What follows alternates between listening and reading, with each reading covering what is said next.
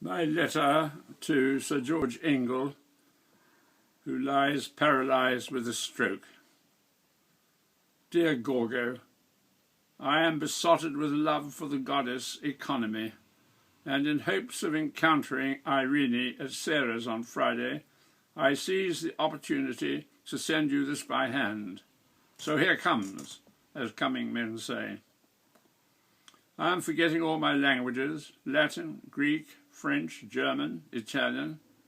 Only bad language remains. But only partially, so I got down the letters of Seneca, which are a patch on mine, and I can read 'em. Hooray for silver Latin.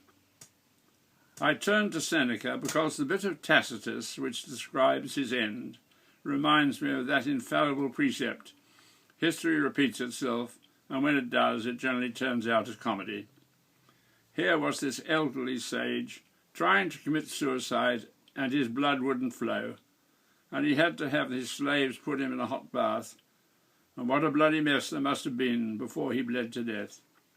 As an imitation of Socrates, 'twas a bit of a joke.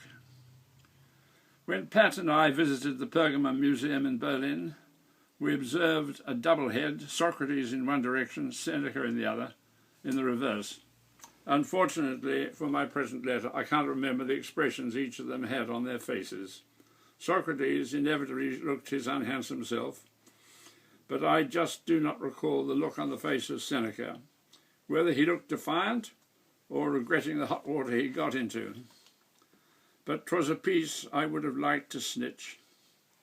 I could imagine that Seneca was advising against drinking one's bathwater, but solid evidence is lacking. Problem: should one giggle when giving oneself a striggle? Brilliant, George. There'll be more to come, right?